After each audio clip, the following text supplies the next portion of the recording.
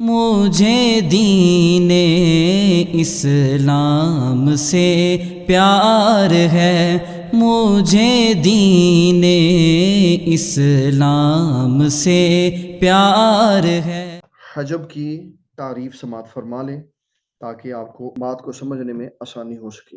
حجب کس کو کہتے ہیں؟ حجب کا مطلب ہوتا ہے روکنا۔ جیسے ہم حجاب اپنے عرف میں استعمال کرتے ہیں کہ خواتین حجاب کرتی ہیں تو نظریں ان کے چہروں تک پہنچنے سے رک جاتی ہے، تو جو شے کسی کو روک دے اس کو حجب کہتے ہیں۔ اب وراثت میں حجب کا معنی یہ ہوتا ہے کہ وہ رشتہ اور تعلق جس کی وجہ سے کوئی اپنے حصے سے محروم ہو جائے یا اپنے حصے سے اس کو کم مال ملے، اس کو کہتے ہیں حجب۔ اس کے لیے ہمارے پاس دو قسمیں آپ کو سامنے نظر آ رہی ہوں گی جس کے اوپر میں نے بات کرنی ہے۔ ایک ہے حجب حرمان، ایک ہے حجب نقصان۔ توجہ فرمائیے گا تمام احباب، یہ جس کے اوپر میں نشان لگا رہا ہوں یہ ہے حجب نقصان، یہ ہے حجب حرمان۔ اس کا مطلب ہے کہ کوئی ایسا سلسلہ ہوگا جس کی وجہ سے ملنے والے حصے دار کو مال کم ہو کر ملے، اور یہ دوسری قسم ہے جس میں یہ بتایا جائے گا کہ ملنے والے کو سارا ہی مال نہیں ملے گا، اس کو محروم کر دیا جائے گا۔ اس میں نے نیچے نقشے میں ان رشتہ داروں کے نام لکھے ہیں۔ ایک شوہر ہے جو نقصان کا شکار ہوتا ہے، بیوی ہے نقصان کا شکار ہوتی ہے، ماں ہے نقصان کا شکار ہوتی ہے، پوتی ہے نقصان کا شکار ہوتی ہے، اور الاتی بہن ہے جو نقصان کا شکار ہوتی ہے۔ دادا جی ہیں یہ محروم ہو جاتے ہیں، اخیافی بھائی ہیں یہ محروم ہو جاتے ہیں، پوتی ہے یہ محروم ہو جاتی ہے، سکی بہن ہے یہ محروم ہو جاتی ہے، الاتی بہن ہے یہ محروم ہو جاتی ہے، اور دادی ہے یہ محروم ہو جاتی ہے۔ ہمارے پاس ٹوٹل جن کو نقصان ہوتا ہے مالی طور پر وہ 5 رشتے ہیں، اور جو محروم ہو جاتے ہیں وہ 6 رشتے ہیں۔ یہ ساری مثالیں ہم نے پیچھے پڑھی ہوئی ہیں، صرف یہ یہاں پر بتانا مطلوب و مقصود ہے کہ کس کے آنے سے کس کو نقصان ہو جاتا ہے۔ اس کے لیے میں آپ کو ایک ایک کر کے مثال سمجھاؤں گا۔ پہلے ہے شوہر۔ بیوی فوت ہوئی تو شوہر کو 1/2 حصہ ملنا تھا۔ جب فوت ہونے والی خاتون کا بیٹا پلس بیٹی یا ان دونوں میں سے کوئی موجود نہیں تھا تو شوہر کو کل جائیداد کا 50% ملنا تھا، لیکن جب عورت فوت ہوئی تو اس کا ایک بیٹا تھا، بیٹے کی وجہ سے شوہر کو 1/4 حصہ ملا بیٹے کی موجودگی میں، اور بیٹے کو 3 حصے ملے باقی۔ یہاں اس کو ملنا تھا 50,000، یہاں اس کو ملا 25,000۔ تو ہم نے یہ کہا کہ شوہر اس مثال میں حجب کا شکار ہوا، حجب کا شکار ہوا، اور حجب بھی کون سا ہے؟ حجب نقصان۔ اور سبب کون بنا؟ یہ اس نے شوہر کے حصے کو 1/2 سے نیچے کر کے 1/4 کر دیا۔ یہ ہے حجب کی پہلی مثال۔ حجب کی دوسری مثال ہے، فوت ہونے والا شوہر تھا تو اس کی بیوی تھی، بیوی کے ساتھ باپ تھا، تو بیوی کو ملنا تھا 1/4 حصہ اور باقی بچا ہوا لینا تھا باپ نے، لیکن میت کا ایک بیٹا بھی نکل آیا تو بیوی 1/4 سے 1/8 حصے کی طرف منتقل ہوئی، اور بیٹا باپ 1/6 لے گیا اور بیٹا اسباب بن گیا۔ اب اس صورت میں جو بیوی ہے وہ حجب کا شکار ہو گئی۔ وہ کس طرح حجب کا شکار ہوئی؟ 1,00,000 میں سے اس کا حصہ بنتا تھا 25,000، وہ حصہ بیٹے کی وجہ سے 12,500 ہوا، تو ہم نے کہا یہ بیٹا حجب نقصان کا سبب بنا فوت ہونے والے کی بیوی کے لیے۔ یہ میں نے آپ کو دوسری مثال سمجھا دی۔ اب میرا خیال ہے کہ باقی مثالیں آپ میں نہ بھی سمجھاؤں تو آپ اس کے بارے میں آگاہی رکھتے ہیں، صرف میں اشارہ کر دیتا ہوں۔ ماں ہے، اس کا بنیادی حصہ ہے 1/3۔ جب فوت ہونے والے کی اولاد نہ ہو، صرف ماں اور باپ ہو، باپ اسبہ بن جائے گا، ماں کو 1/3 حصہ مل جائے گا۔ جب فوت ہونے والے کی اولاد بھی موجود ہے اور ماں باپ بھی موجود ہے تو ماں تیسرے حصے سے نیچے اتر کر چھٹے حصے میں چلی جائے گی، یعنی اس کا حصہ جو 33,333 بنتا تھا وہ نیچے اتر کے 16,666 پہ چلا گیا۔ اسی طرح پوتی ایک پوتی ہو تو اس کو 50% ملتا ہے، اور اگر ایک بیٹی آ جائے سگی اور ایک پوتی ہو ساتھ تو پھر پوتی 1/6 حصے پہ چلی جائے گی، تو بیٹی حجب بن گئی پوتی کے لیے۔ اسی طرح الاتی بہن اکیلی ہو تو اس کو 50% ملے گا، یعنی نصف ملے گا، اور الاتی بہن ایک سگی بہن آ جائے ایک الاتی بہن ہو تو الاتی بہن سگی بہن کی وجہ سے 1/6 حصے کی طرف چلی جائے۔ تو یہ 5 حصے ہیں جن کے اندر حجب نقصان ہوتا ہے۔ شوہر، رپیٹ کر رہا ہوں، توجہ سے سنیے گا، شوہر اولاد کے بغیر ہو تو 1/2 حصہ، اولاد آ جائے تو 1/4 حصہ۔ بیوی اولاد کے بغیر ہو 1/4 حصہ، اور اولاد کے ساتھ ہو 1/8 حصہ۔ ماں اولاد کے بغیر ہو تو 1/3 حصہ، اولاد کے ساتھ ہو تو 1/6 حصہ۔ پوتی اکیلی ہو تو 1/2 حصہ، اور اگر بیٹی ساتھ آ جائے تو 1/6 حصہ۔ الاتی بہن اکیلی ہو تو 1/2 حصہ، ساتھ سگی بہن آ جائے تو 1/6 حصہ۔ اس کو کہتے ہیں حجب نقصان۔ اس کے بعد باری ہے حجب حرمان کی۔ اس کو میں آپ کے سامنے اس لیے لا رہا ہوں تاکہ آپ اس کو توجہ سے سنیے گا۔ اس کو بھی میں اسی طرح سکرین کے اوپر حل کروں گا تاکہ آپ سمجھ جائیں۔ باپ اور دادا کے تین حال ایک جیسے تھے۔ مثلا یہ میں سمجھانے کے لیے کہہ رہا ہوں، باپ تھا اور دادا تھا۔ باپ کا 1/6 تھا، دادا کا بھی 1/6 تھا۔ باپ کا حصہ فرض پلس اسبہ تھا تو دادا بھی فرض پلس اسبہ تھا۔ تیسرا حصہ تھا باپ کا، باپ اسبہ تھا محض تو دادا بھی اسبہ تھا محض۔ اب ہم پڑھ رہے ہیں کیونکہ حجب حرمان جس میں کوئی حصے دار مکمل طور پر محروم ہوتا ہے تو یہ باپ ہے جو دادا کے لیے حجب حرمان بن گیا۔ جب کسی کا باپ زندہ ہوگا فوت ہونے والے کا تو دادا کلی طور پر محروم ہو جائے گا۔ اس کو کہتے ہیں حجب حرمان۔ میں نے نیچے لکھ دی ہیں ساری مثالیں تاکہ آپ کو سمجھنے میں آسانی ہو۔ دادا حجب حرمان کا شکار ہو جائے گا جب باپ موجود ہوگا، میت ہوگا۔ اخیافی بھائی بالکل محروم ہو جائیں گے جب نیچے بیٹے آ جائیں گے یا بیٹوں کے بیٹے آ جائیں گے اور اوپر کی طرف باپ موجود ہوگا یا دادا موجود ہوگا تو اخیافی بھائی بالکل محروم ہو جائیں گے۔ پوتی 2 صورتوں میں محروم ہوگی۔ اگر 2 سگی بیٹیاں مرنے والے کی موجود ہوں تو پوتی محروم ہو جائے گی، یا ایک بیٹی اور ایک بیٹا آ جائے تو پوتی محروم ہو جائے گا۔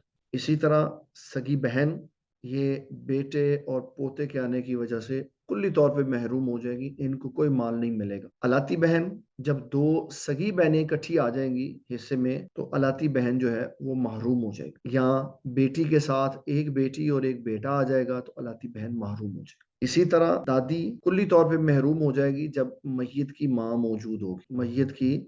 موجود ہوگی تو دادی کلی طور پر محروم ہو جائے گی۔ یہ آج کی جو تھوڑی سی ڈیٹیل تھی وہ میں نے آپ کی خدمت میں عرض کی ہے حجب کے بارے میں پھر ایک دفعہ اس کو ریپیٹ کر دیتا ہوں تاکہ آپ کو بات سمجھ آ جائے۔ حجب کہتے ہیں ایسے پردے کو جس کی وجہ سے کوئی حصے دار اپنے اصل حصے سے نیچے آ جائے، یعنی اس کو اصل حصے سے کم حصہ ملے، یا وہ کلی طور پر محروم ہو جائے۔ اس میں ایک بات کا خیال رکھنا ہے، کوئی یہ بھی سوال کر سکتا ہے کہ فلاں جگہ تو بندہ محروم کسی اور وجہ سے ہوا تھا، مثلا جیسے قاتل بھی تو محروم ہو جاتا ہے نا، تو اس کا نام نہیں لکھا ہوا۔ ان والی مثالوں میں قاتل کا نام نہیں لکھا ہوا، حالانکہ وہ بھی اپنے باپ کی یا اپنے جس کی اس کو وراثت ملنی ہے اس کی وراثت سے اس نے محروم ہونا ہے، تو یہاں پہ اس کا نام اس لیے نہیں لکھا ہوا کہ یہ وہ حصے دار ہیں جن کو حصہ شریعت نے دیا ہے، لیکن کوئی ایسا رشتہ بیچ میں آ گیا ہے جس نے اس کو محروم کر دیا ہے، جبکہ قاتل کو شریعت نے تو خود ہی محروم کر دیا ہے،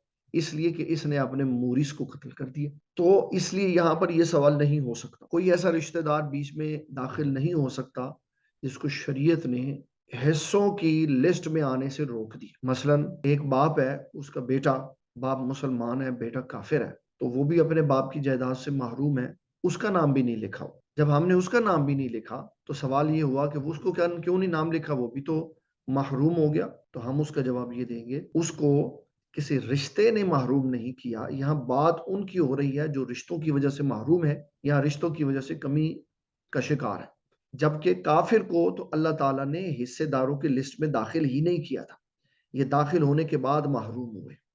اس لیے اس طرح کا اگر کسی کے ذہن میں سوال ہوگا تو وہ دوبارہ اس کو اچھی طرح سمجھ لیں۔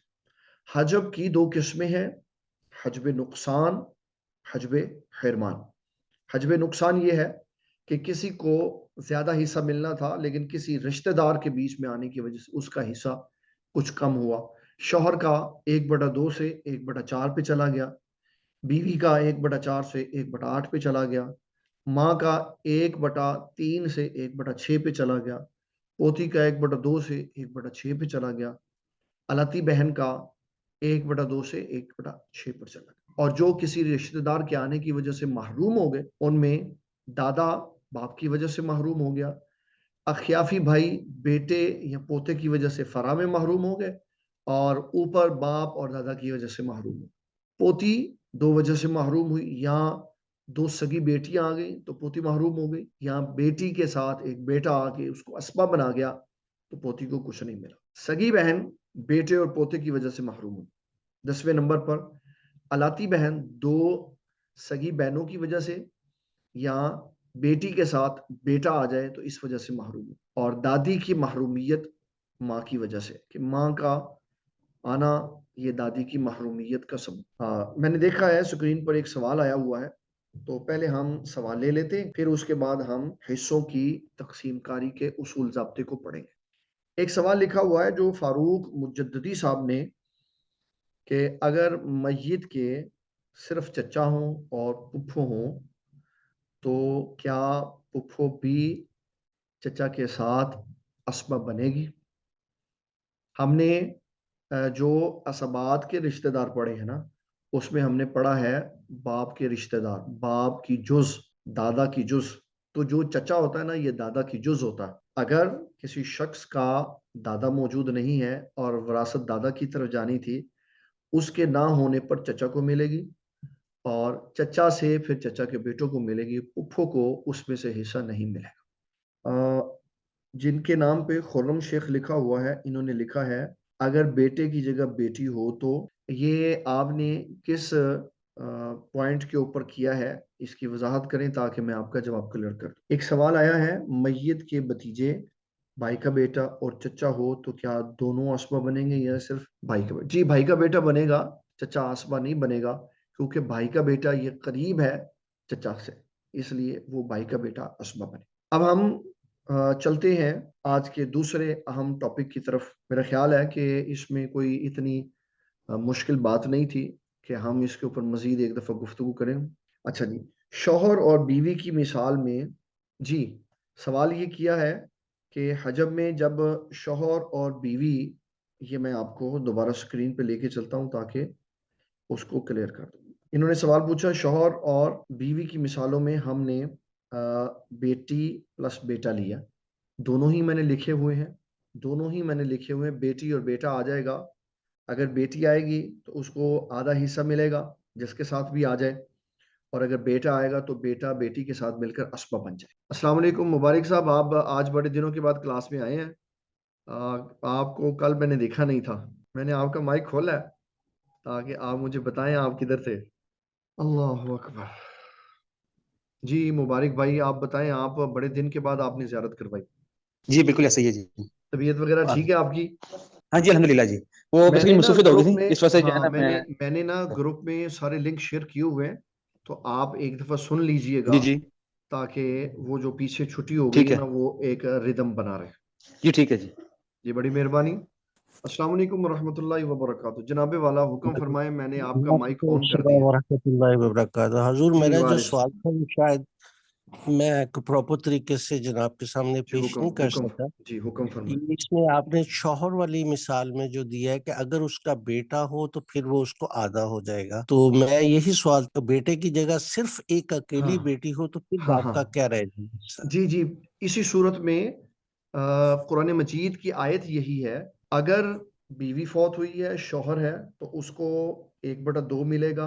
अगर औलाद है, औलाद का कुरान मजीद में जिक्र है, बेटी और बेटा दोनों एक ही हैसियत रखते। अगर बेटी बेहतर और क्या? बेटा होंगे, अगर बेटी और बेटा होंगे तो माल वही खत्म हो जाएगा, और अगर बेटी होगी तो उसको निस्फ मिलेगा और बाकी माल किसी और तरफ में चला जाएगा। जी यही बिल्कुल सही फरमाया। कैफियत बीवी के हाथ। जी, बड़ी मेहरबानी। Thank you.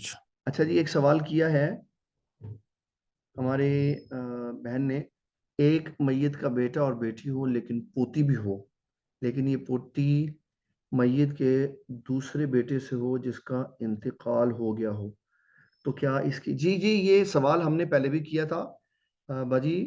तो इंशाल्लाह ताला जब हम आगे एक लॉ पढ़ेंगे, इस्लामिक लॉ के 1961 में कौन से लॉ का इजाफा हुआ था, तो अ, वो औलादें जो बाप की ज़िंदगी में फ़ौत हो जाती हैं लेकिन उनके आगे से औलादें मौजूद होती हैं, तो शरीयत मुतहरा उनको कैसे माल कन्वर्ट करके पहुँचाती है, शरीयत मुतहरा का क्या पैटर्न है, और जो आईन पाकिस्तान है वो किस तरह माल पहुँचाता है। ये इंशाल्लाह हम इसके ऊपर एक हमारा सेशन है नेक्स्ट वीक में, उसमें हम इसको ज़रूर डिस्कस करेंगे। और मैं बता दूँगा ताकि जितने भी पीछे वाले क्वेश्चन हों, वो जिसने लिखे हों वो उसमें सेशन में करेगा। मैयत की एक बेटी, एक बहन और एक पोता हो तो क्या पोते को हिस्सा जी बिल्कुल मिलेगा, और बहन सगी हो, अलाती हो, पोते की मौजूदगी में बहन महरूम हो जाएगी। ये अभी हमने हजबे हिरमान के अंदर पढ़ा। एक सवाल है, हजबे हिरमान और हजबे नुकसान की तारीफ और हजब की तारीफ लिख कर ग्रुप में भेज दें। जी इंशाल्लाह भेज देंगे। बेटी की वजह से माँ हजब नुकसान का बाइस बनती है। जी बिल्कुल बनती है, इसलिए कि अल्लाह ताला जल्ल जलालहू इरशाद फरमाता है, वली अबवैहि लिकुल्लि वाहिदिम मिनहुम सुदुस, के माँ बाप दोनों को छठा मिलेगा अगर औलाद मौजूद होगी। बेटी भी औलाद है, बेटा भी औलाद है। बीवी के आने से भी माँ हजब नुकसान का बाइस बन, ये क्योंकि इख्तलाफी मसला है कि बाज़ों के नज़दीक बनती है, बाज़ों के नज़दीक नहीं बनती, तो हम इस कोर्स में क्योंकि इख्तलाफी बात नहीं पढ़ रहे, जो सवाल होता है फिर मैं उसका जवाब दे देता हूँ। तो हमने जो माँ के 3 हिस्से पढ़े थे ना, एक हिस्सा पढ़ा था 1/6 और 2 हिस्से हमने पढ़े थे 1/3 में। तो उस 1/3 में एक कुल माल में से 1/3 है और एक बचे हुए में से 1/3 है। तो ये इख्तिलाफ था जिसकी वजह से हमने ऐसा किया। ऑल और सियाम में से कौन-कौन सा टॉपिक हो गया और कौन सा रह गया? अभी कोई भी नहीं हुआ, ना ऑल में से ना सियाम में से। अगर आज हमें मौका मिलेगा तो हम हिस्सों की तकसीम कारी पढ़ के फिर ऑल उसके साथ डिस्कस करेंगे इंशाअल्लाह तबारक व तआला। अब मैं आपको दूसरी तरफ ले जाता हूँ जिसमें हमने हिस्सों का थोड़ा सा चैप्टर आज पढ़ना है। ये हमारी गुफ्तगू का दूसरा अहम टॉपिक है। कुरान मजीद ने जितने मखारिज बयान किए हैं उनकी बुनियाद 6 हिस्सों के ऊपर है, जिसको हम किस्म अव्वल में पढ़ा है। किस्म अव्वल और किस्म सानी में। किस्म अव्वल में जो हमने हिस्से पढ़े हैं 1/2, 1/4 और 1/8। किस्म सानी में पढ़ा हमने 2/3, 1/3 और 1/6। ये निस्फ है, ये रुबो है, ये सुमुन है, आधा कहते हैं इसको, चौथा कहते हैं इसको, और आठवां कहते हैं इसको। 2/3 इसको कहते हैं सुलुसान, तीसरे का दूसरा हिस्सा, और इंग्लिश में कहते हैं 2/3, 2/3 इसको कहते हैं सुलुस, तीसरा हिस्सा। इसको कहते हैं 1/3, इसको कहते हैं सुदुस, छठा हिस्सा। 1/3 और 1/6। 2/3 को कहते हैं सुलुसान, 1/3 को कहते हैं सुलुस और 1/6 को कहते हैं सुदुस। सुलुसान तीसरे का दूसरा, सुलुस कहते हैं तीसरे का तीसरा, और सुदुस कहते हैं छठा हिस्सा। अब इसके ऊपर जो मैं आपको मखारिज समझाने लगा हूं वो जरा तवज्जो कीजिए। इन सारी मिसालों में एक मखरज ये है दो, एक मखरज है दो। अब हम मखारिज यहाँ लिख लेते हैं दो। इसके बाद गिनती में ये दो मखरज हैं, तीन इकट्ठे तीन, फिर ये चार मखरज है, पांच नहीं है, छः ये है, सात इसके अंदर मौजूद नहीं है, आठ। तो इन छः में से हमारे पास मखरज निकले हैं एक दो तीन चार पाँच। ये है हमारी दो अकसाम। अगर कोई हिस्सेदार आधा हिस्सा लेता हो सिर्फ तो मसला हिस्से दो करेंगे, कोई चार हिस्से वाला आ जाए तो मसला चार करेंगे, हिस्से चार करेंगे, कोई आठ वाला आ जाए तो हिस्से आठ करेंगे, 2/3 में आ जाए तो हिस्से तीन करेंगे, 1/3 में आ जाए तो हिस्से तीन करेंगे, 1/6 में आ जाए तो हिस्से 6 करेंगे। फिर उसके बाद हमने इनको आपस में क्रॉस किया था, ये वाला इनमें से इसके मुकाबले में आ जाए, यहाँ इसके मुकाबले में, यहाँ इसके मुकाबले में, तो मसला शुरू करेंगे 6 से। ये हमारे पास पहले से मौजूद है इसलिए इसको दोबारा नहीं लिखेंगे। अगली बात है ये वाला इनमें से किसी के मुकाबले में आ जाए तो हम मसला शुरू करेंगे 12 से, तो एक मखरज हम लिखेंगे 12। ये किसी में से आठवां हिस्सा किसी के मुकाबले में आ जाए, इसके मुकाबले में, इसके मुकाबले में, इसके मुकाबले में, तो मसला शुरू करेंगे जनाब हम 24 से। तो हमारे पास शरीयत मुताहरा ने कुल मखारिज दिए हैं 7 कि हम इनके ज़रिए अपने मसाइल को हल करेंगे। और हमने कुल 7 मखारिज पढ़े हैं कि जब भी माल के हिस्से होंगे तो वो यही 7 होंगे। दोबारा रिपीट कर देता हूँ, दो किस्में हमने पढ़ी। पहली में हमने 1/2 पढ़ा, 1/4 पढ़ा, 1/8 पढ़ा। दूसरी में हमने 2/3 पढ़ा, 1/3 पढ़ा, 1/6 पढ़ा। इनमें से हमारे पास मखरज निकले 5, 1 2 3 4 और 5। फिर हमने इसको आपस में मिलाया तो मखरज मिला 6, वो हमने पहले लिखा हुआ था। 1/4 दूसरे किस्म के किसी के मुकाबले में आया तो हमने मसले का मखरज निकाला 12, यानी 12 हिस्से होंगे उस माल के। और अगर 1/8 दूसरे किसी के मुकाबले में आया तो 24। कुल हमारे पास सवालात हल करने के लिए 7 मखारिज हैं, यानी माल के 7 हिस्से हो सकते हैं। टोटल माल के 2 हिस्से हो सकते हैं। ये मैं बड़ी अहम बात कहने लगा हूँ आपको, इसको जरा समझिए। टोटल माल के 2 हिस्से हो सकते हैं, या 3 हिस्से हो सकते हैं, या 4 हिस्से हो सकते हैं, या 6 हिस्से हो सकते हैं, या 8 हिस्से हो सकते हैं, या 12 हिस्से हो सकते हैं, या 24 हिस्से हो सकते हैं। इसमें माल तकसीम हो। फिर इसके अंदर थोड़ी सी तफसील अर्ज करूं।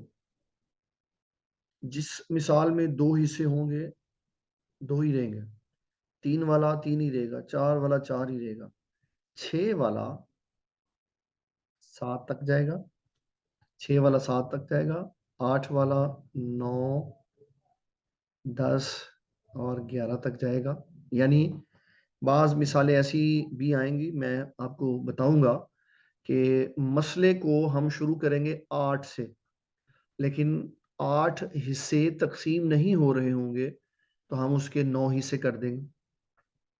9 भी नहीं तकसीम हो रहे होंगे तो 10 कर देंगे, 10 भी तकसीम नहीं हो रहे होंगे तो 11 उसके हिस्से कर देंगे। तो 11 हिस्सों से वो मसला हल हो जाएगा। 12 होगा तो 12 के बाद ये 12 वाला आगे चला जाएगा हिस्सों में 13 पे, 15 पे और 17 पे। और 24 वाला यहाँ 27 पे चला जाएगा और अब्दुल्लाह इब्न मसऊद के नज़दीक 31 पे चला जाएगा। یعنی اگر جس مال کے 24 حصے ہونے تھے وہ 24 حصے تقسیم نہیں ہو پا رہے تو اس مال کے یہاں 27 حصے کر دیں گے، پھر دیکھیں گے اگر تقسیم ہو گیا تو ٹھیک، ورنہ 31 حصے کر کے ہم اس مال کو سارا تقسیم کریں گے۔ یہ ساری جو گفتگو یہ 7 9 10 11 13 15 17 27 اور 31 ہے، اس کو کہتے ہیں مخارج کا اول، کہ مخارج ایک عدد سے دوسرے عدد کی طرف اول کر جائے گا۔ اس کی میں آپ کو انشاءاللہ تعالی ساری مثالیں سمجھاتا ہوں، اور میں کوشش کرتا ہوں ہمارا بلیک بورڈ یا وائٹ بورڈ کھل جائے تو پھر میں آپ کو اس کی طرف لے کے چلتا ہوں، کیونکہ یہ وائٹ بورڈ موو نہیں کرتا، اس لیے ہم اس کے اوپر مزید کچھ نہیں لکھ سکتے۔ اب ہم نے ٹوٹل مخارج پڑھے ہیں 2 3 4 8، 4 کے بعد 6 8 12 اور 24، 6 کا ہم نے اول پڑھا ہے 7، 8 کا اول پڑھا ہے 9 10 اور 11، 12 کا اول پڑھا ہے 13 15 اور 17، 24 کا اول پڑھا ہے 27 اور 31۔ اب ہم نے سب سے پہلے مثال پڑھنی ہے 2 کی، ایک میت ہے، اس کے ساتھ اس کی ایک بیٹی ہے اور ایک باپ ہے۔ بیٹی کا ایک ہو تو اس کا حصہ ہم نے پڑھا تھا 1/2، اور باپ اکیلا ہے تو یہ عصبہ بن جائے گا، اس کے کریں گے ہم 2 حصے۔ اب ہم اس وقت یہ والی مثال پڑھ رہے ہیں تو 2 حصے کر کے نصف اس کا حصہ ہوگا اور باقی بچا ہوا اس کا حصہ ہوگا عصبہ کی وجہ سے۔ یہ ہم نے پڑھی ہے 2 والی مثال۔ دوسری مثال ہے 3 کی، کہ مال کے 3 حصے کرنے، میت کی صرف ماں ہے اور میت کا باپ ہے۔ ماں جب اکیلی ہو اور اولاد کوئی موجود نہ ہو تو میت کی امی کو 1/3 حصہ ملتا ہے اور باپ عصبہ بن جاتا ہے۔ اس صورت میں مال کے حصے کریں گے 3، اور 3 میں سے 1 حصہ ملے گا ماں کو اور 2 حصے ملیں گے باپ کو عصبہ کی وجہ سے۔ اب ہم تیسری مثال پڑھتے ہیں 4 حصوں والی۔ اللہ تعالیٰ ہم سب کا حامی و ناصر ہو۔ کل انشاءاللہ تعالیٰ ہم ملیں گے۔ السلام علیکم ورحمۃ اللہ وبرکاتہ۔